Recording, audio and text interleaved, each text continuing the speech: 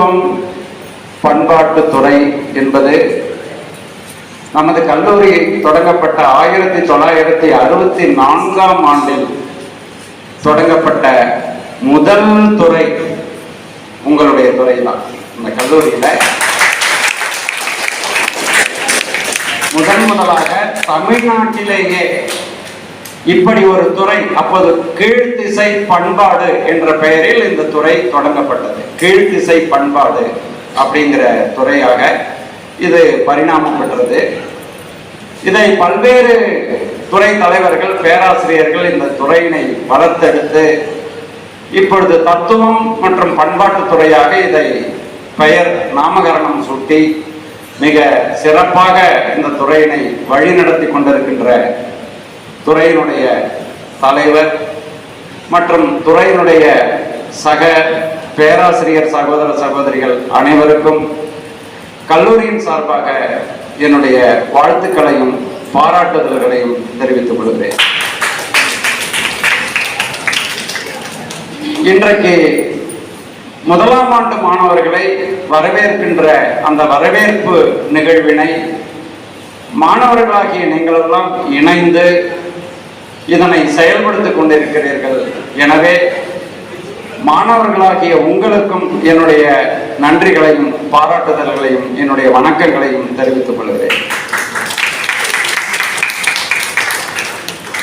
ஒரு நல்ல ஆரம்பம் பாதி முடிந்ததற்கு சமம் என்பார்கள். அதை போல அந்த வரவேற்பு உரையாற்றிய என்னுடைய தங்க மகள் மிக சிறப்பாக பேசினார். அது மட்டுமல்லாமல் தமிழ்த்தாய் வாழ்த்து ரொம்ப தேனினும் குழலினும் இனிய ஒரு குரலால் அந்த மகள்கள் அருமையாக பாடினார்கள். வரவேற்பு என்பது தமிழர்களில் தமிழன் என்று சொல்வதை விட மனிதர்களுக்கு உரித்தான ஒரு பண்பு.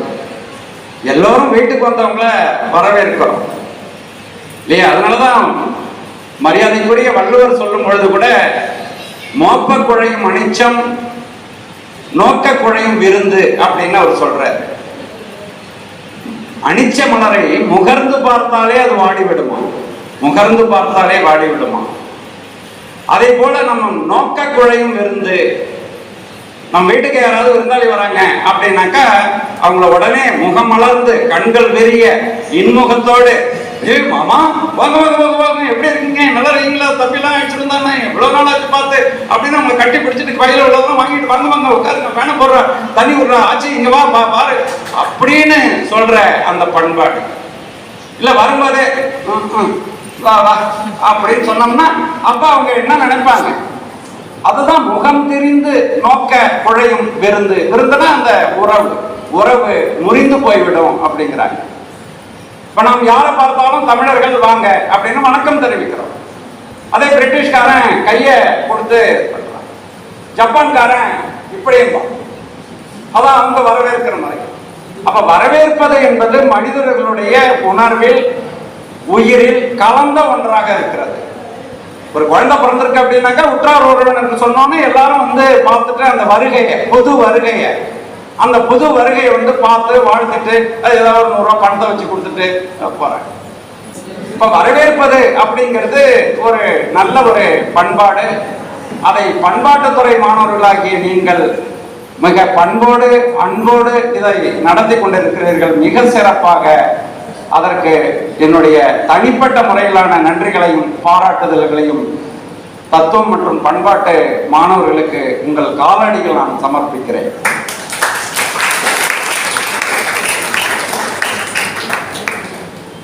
இது முதலாம் ஆண்டு மாணவர்கள் இங்க புதுசா உள்ள வராங்க அப்படின்னாக்கா இந்த துறைக்கென்று ஒரு கலாச்சாரம் இருக்கு. இந்த கலாச்சாரத்தை பண்பாட்டை நீங்கள் எவ்வாறு முதலாம் ஆண்டு மாணவர்கள் எடுத்து செல்ல வேண்டும்? ஒரு கருத்து பரிமாற்றம் தான், ஒரு அறிவு பரிமாற்றம். அம்மா பையனை பார்க்கும்போது அதுக்கு எண்ணெய் வச்சு குளிச்சா தானே, சீக்கப்பட்டு குளிச்சா தானே பையன் வராது அப்படின்னு சொல்லும்போது அந்த அறிவு உங்களுக்கு கிடைக்குது. நாளைக்கு உங்க பொண்ணுக்கு பையனை பார்க்கும்போது இந்த அறிவை எங்க அம்மா அப்படி சொல்லுவாங்கன்னு சொல்றீங்க. நீ குழம்பு மட்டும் எப்படி நல்லா இருக்கு அப்படின்னு எங்க அம்மா இப்படிதான் செய்வாங்க. அப்ப அம்மாட்ட இருந்து அறிவு உங்களுக்கு வருது. அப்ப transformation of knowledge from one person to another person, one generation to another generation, இதுதான் கருத்து பரிமாற்றம். இப்படிதான் அந்த மனித சமூகம் நடைபெற்று கொண்டிருக்கு. அப்ப முதலாம் ஆண்டு மாணவர்கள் எப்படிலாம் நடந்துக்கணும், இந்த துறையில ஒரு மாணவர்களாக எப்படி நடக்கணும். ஏன்னா மனிதர்கள் ஒரு ஒரு மெனி ஃபேசட்டல் லைஃப் அப்படிங்கிறது நமக்கு மட்டும்தான் இருக்கு, விலங்குகளுக்கு கிடையாது. விலங்குகளுக்கு மாமா அக்கா தங்க அப்படிங்கிற அந்த உறவு முறை கிடையாது. ஆனா மனிதர்களுக்கு பன்முகத்தன்மை அப்படிங்கிறது இருக்கு. இந்த இடத்துல உங்கள்கிட்ட நான் ஆசிரியரா நிக்கிறேன், என் பிள்ளைகள்கிட்ட நான் அப்பாவா இருப்பேன். அப்ப அப்பாங்கிற வேஷம் அங்க, என் மனைவி கிட்ட கணவன்கிற வேஷத்துல இருப்பேன் இல்லையா. என்னுடைய முதல்வருக்கு நான் சக பேராசிரியர், அவர் கீழ் பணியாற்றுகிற ஒரு ஆசிரியரா நான் இருப்பேன். என்னுடைய மாணவர்கள்ட்ட நான் ஆசிரியரா இருப்பேன். இந்த சமூகத்துக்கு ஒரு குடிமகனா இருக்கேன். அப்ப ஒவ்வொரு இடத்துலையும் ஒவ்வொரு வேஷம். அப்ப இந்த world is a stage, all are actors. இந்த உலகமே ஒரு நாடக மேடை, நாமெல்லாம் நடிச்சுக்கிட்டு இருக்கோம்.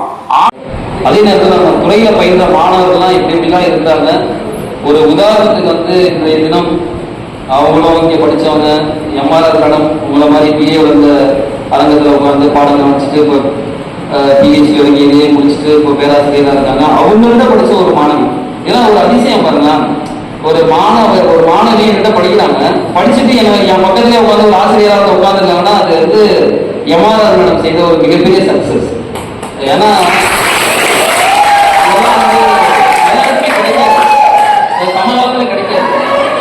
வேலையில் இருக்கிறப்பவே என்ன படிச்ச ஒரு மாணவிய பக்கத்துலேயே ஒரு சக ஆசிரியரா உட்கார வச்சிருக்கிறதுக்குலாம் அதெல்லாம் நம்ம துறையில தான் நடக்கும், நடந்திருக்கு.